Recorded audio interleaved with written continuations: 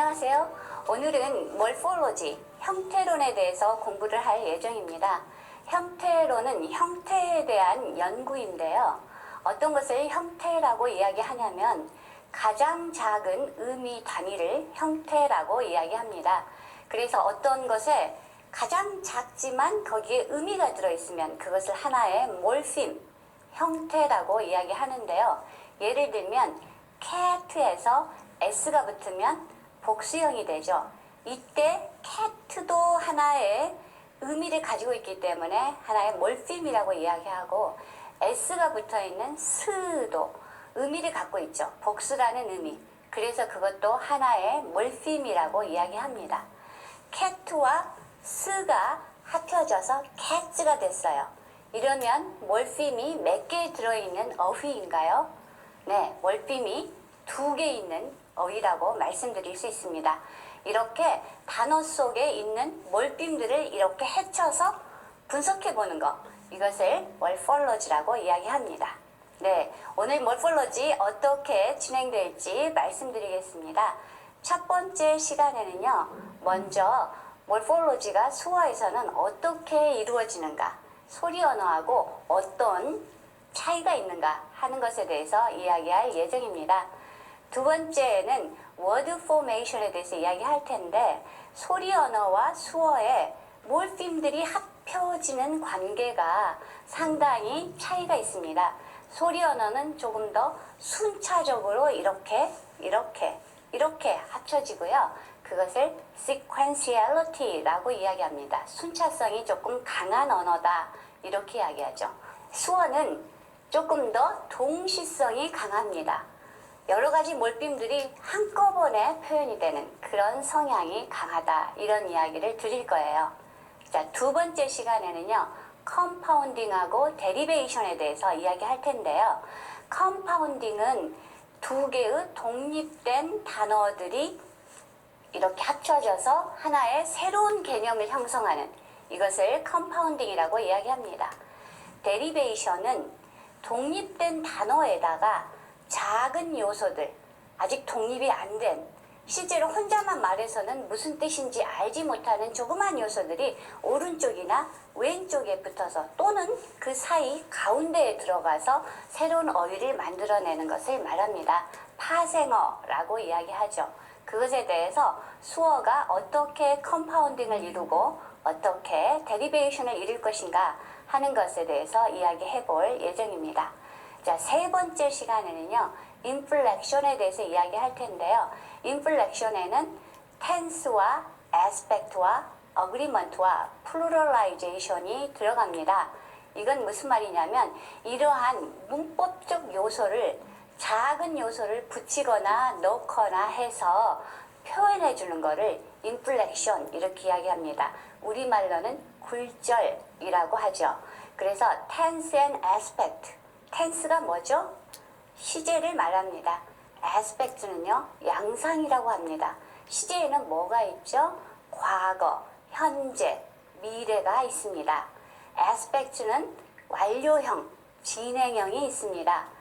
agreement가 또 나왔는데요. agreement는 우리말로 일치라고 말합니다.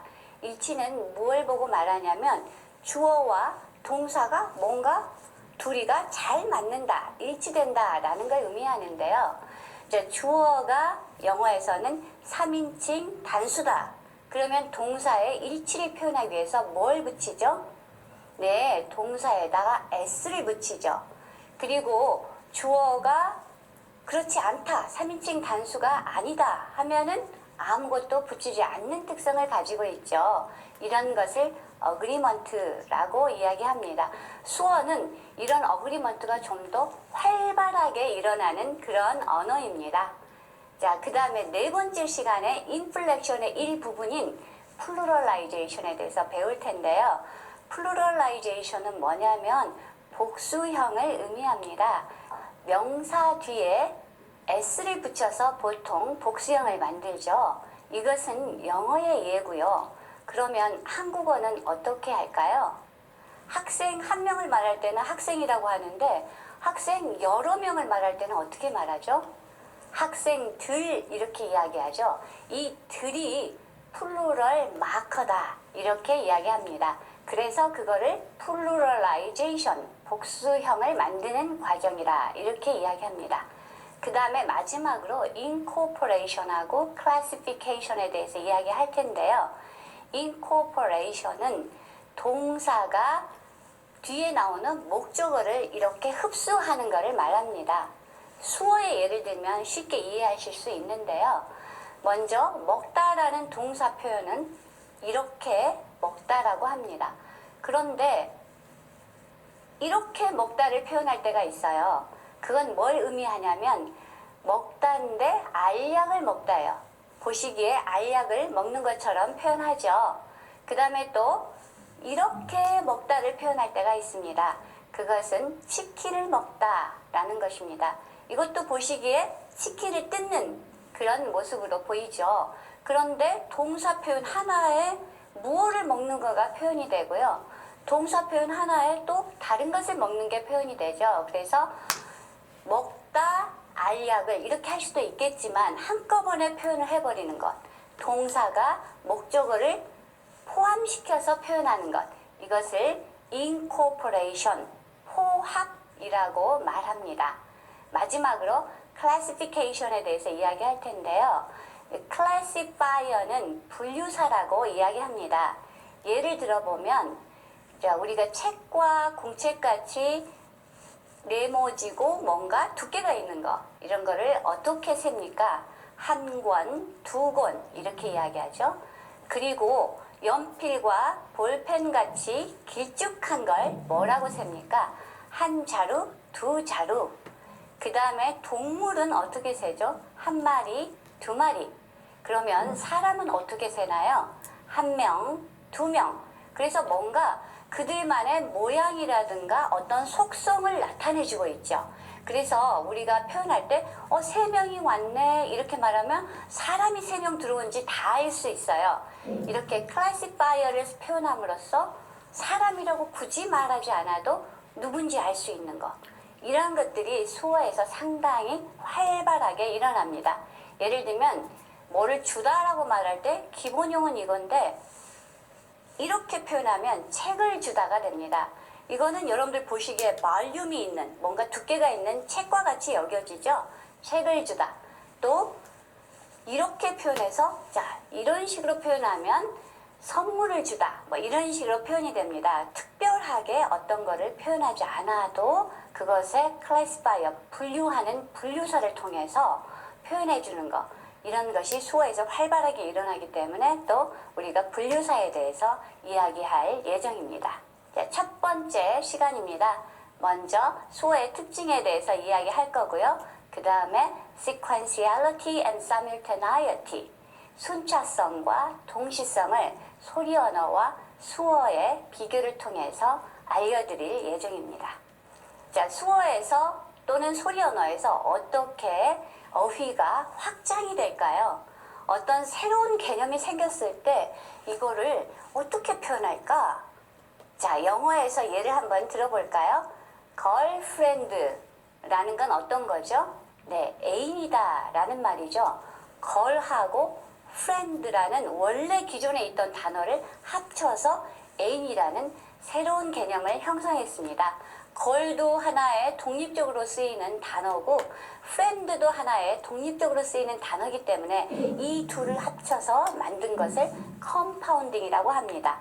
합성어는 독립된 두 단어를 합쳐서 만든 것을 compounding, 합성어라고 이야기하기 때문이죠. 한국어는 girlfriend를 어떻게 표현하나요? 여자, 친구 두 단어를 또 역시 여전히 합쳐서 새로운 개념을 만들어냈네요. 영어랑 매우 유사하게 compounding을 사용해서 새로운 개념을 만들었습니다.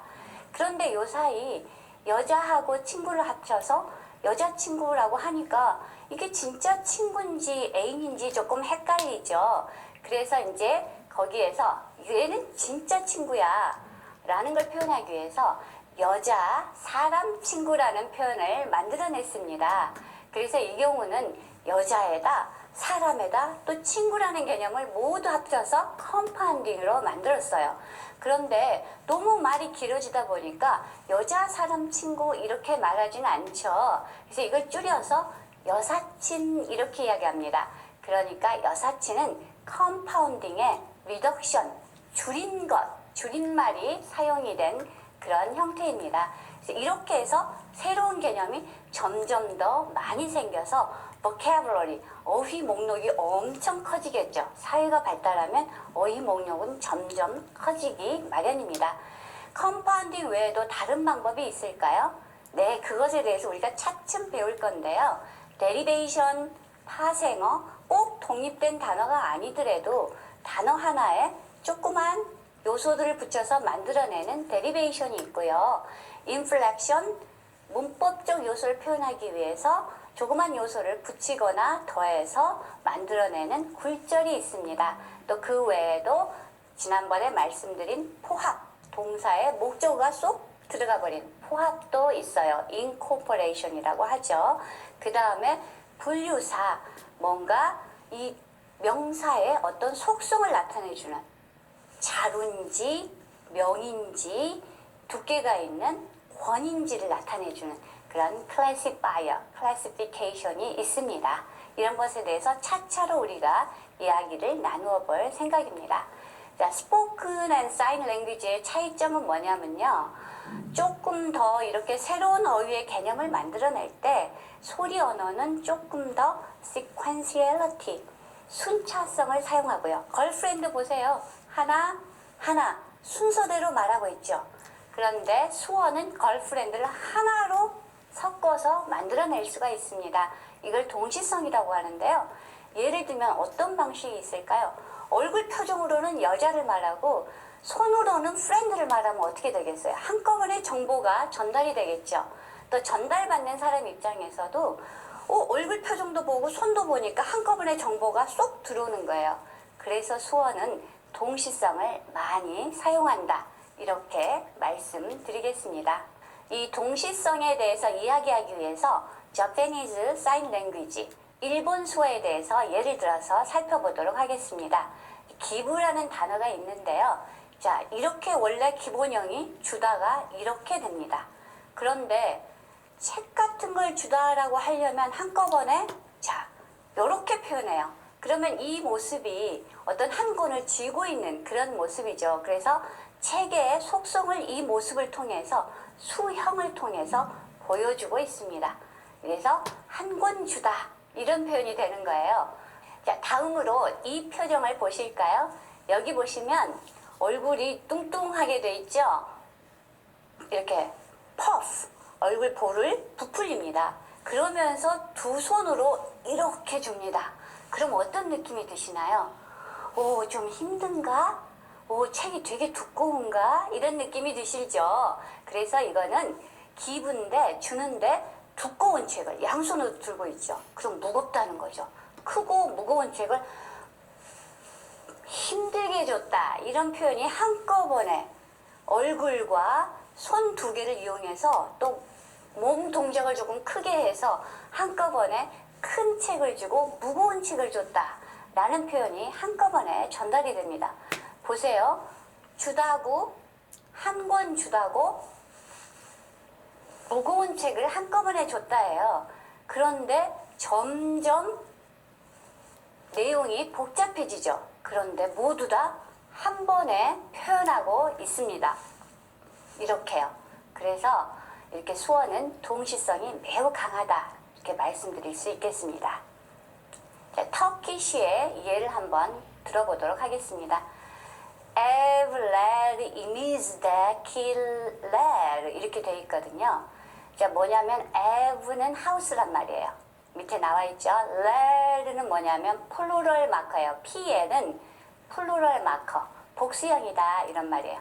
자, 그 다음에 imiz 하면은 first person, 1인칭이죠. 플루럴, 그 다음에 possessive예요. 소유격을 말합니다. 그러니까 1인칭 복수형 소유격은 어떤 의미가 될까요?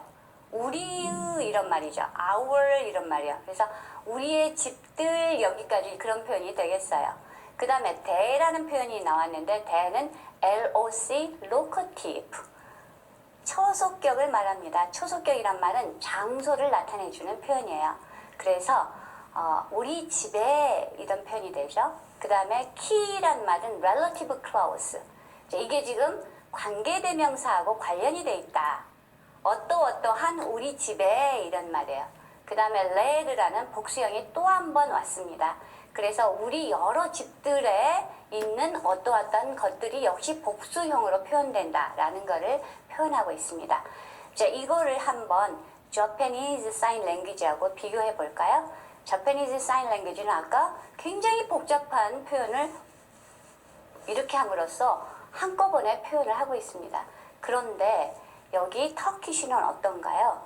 집과 복수형이란 말, 그리고 우리들의 라는 표현, 그리고 어디 장소, 그리고 관계대명사, 그 다음에 또 다른 복수형이란 표현들이 모두 다 어떻게 표현이 되고 있습니까?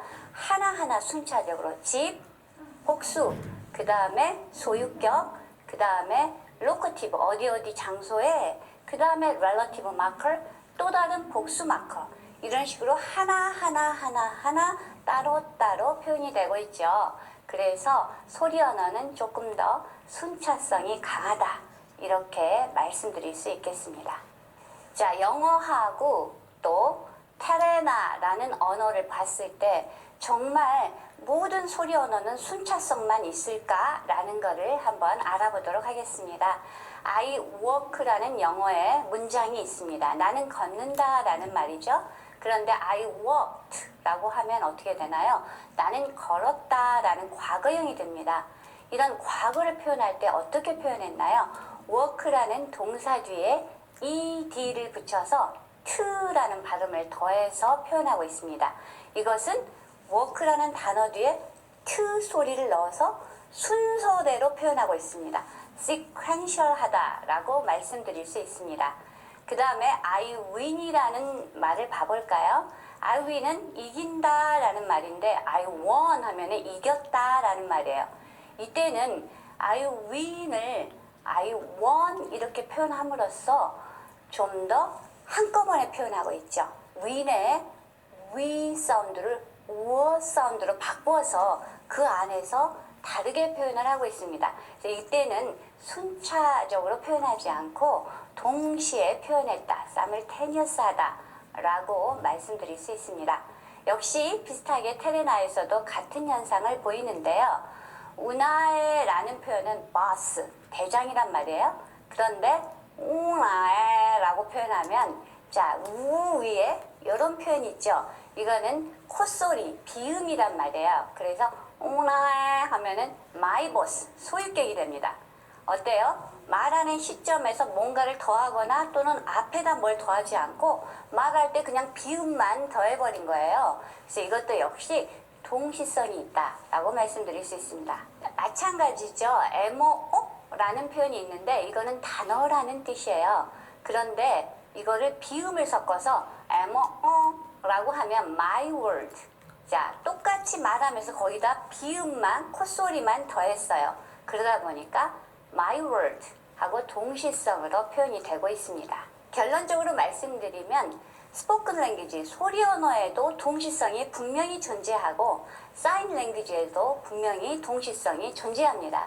그런데 두 개를 비교해보면 사인 랭귀지 쪽이 훨씬 더 동시성이 강하다, 이렇게 말씀드릴 수 있습니다. 왜 그럴까요? 자, 왜냐하면 수어에서는 여러 가지 요소들이 함께 전달할 수 있는 방법이 있다라는 거죠. 예를 들면 손 모양으로도 전달이 가능하고요. 또 손의 움직임을 이렇게 하냐 또는 이렇게 하냐에 따라서 또 의미가 달라질 수 있고요. 그 다음에 얼굴 표정이나 이런 어깨의 모습들, 그 다음에 또 이 몸이 앞으로 갔느냐 뒤로 갔느냐 하는 것들에 따라서 다 달라질 수가 있거든요. 그래서 이런 각각의 요소들이 각각의 의미를 전달할 수 있는 가능성이 있다. 또 듣는 사람 입장에서도 각각의 요소가 한꺼번에 시각적으로 들어올 수가 있다. 이런 장점 때문에 동시성을 훨씬 더 많이 사용한다 라고 말씀드릴 수 있겠습니다. 그 다음에 기부의 요소를 한번 봐볼까요? 어떻게 기부가 저페니스 사인 랭귀지에서 하나하나의 의미를 동시에 전달할 수 있는가 한번 떼어서 살펴보도록 하겠습니다. 자, 일단 움직임이 있었죠. 이쪽에서 이쪽으로 전달해요. 자, 이쪽에서 이쪽으로 전달하면 어떤 의미가 되냐면요. 시작 부분인 이 사람이 주는 사람이 돼요. 그 다음에 끝나는 부분인 이 앞사람이 받는 사람이 됩니다. 그래서 움직임 자체는 어근이라고 말씀드릴 수 있고요. 스템이라고 하죠. 자, 이게 진짜 기부의 핵심 파트예요. 그런데 여기서 이렇게 주면 내가 저 사람한테 그 사람한테 줬다. 3인칭이 되는 거고요. 여기에서 이렇게 주면 내가 너에게 줬다라는 표현이 됩니다. 그래서 이 공간을 사용하는 게 또 수어의 매력이에요. 그래서 공간에 따라서 의미가 달라지고 더해질 수가 있다는 거죠. 또 이쪽에서 이쪽으로 주면 내가 3인칭인 그 사람에게 줬다. 이런 표현이 되죠. 그래서 굉장히 공간을 활발하게 사용해서 역시 또 새로운 의미를 만들어내고 있습니다. 그리고 손 모양, 아까 말씀드린 대로 손의 두께를 어느 정도 만들어서 이렇게 주면 책을 주는 셈이 되고요. 만약에 손을 이런 모양으로 만들어서 이렇게 주면 어떤 기다란 것, 자루 같은 것, 이런 것을 줬다라는 뜻이 되죠. 그래서 손 모양으로 목적어가 뭘 줬는지가 정확하게 구별이 되는 그런 특징을 가지고 있습니다. 그리고 얼굴 표정으로는 어떻게 줬느냐가 표현이 됩니다. 페이셜 익스프레션으로 힘들게 줬는지 아니면 그냥 수월하게 줬는지가 표현이 되죠. 자, 보세요. 어떻습니까? 구별이 금방 되시죠? 그래서 힘든지 수월한지 이런 방법들이 다 표현이 되고 있습니다. 그래서 수어에서는 정말 모든 요소가 의미의 요소를 넣을 수 있는 부분이 너무 많기 때문에 동시에 표현하는 그런 특징을 가지고 있다라고 말씀드릴 수 있겠습니다. 자, 이 시간에 키워드를 한번 살펴보도록 할까요? 자, sequential 하거나 simultaneous 합니다. 그래서 sequential은 순차적이라고 이야기했죠. simultaneous는 동시에 한꺼번에 진행이 된다. 한꺼번에 여러 몰핀들, 의미를 나타내는 형태소들이 다 들어갈 수가 있다. 그래서 소리 언어는 둘 다 사용하지만 조금 더 sequential 한쪽이 강하고 수어에서는 둘 다 사용하지만 simultaneity의 특성이 굉장히 강하다. 그래서 morphological process, 새로운 개념을 만들어내는 프로세스에서 동시에 일어날 가능성이 굉장히 많다라는 것을 말씀드렸습니다. 이렇게 해서 오늘 마쳤고요. 과제는 공지사항에 자세히 정리해서 올리도록 하겠습니다. 지금까지 열심히 들어주셔서 감사합니다.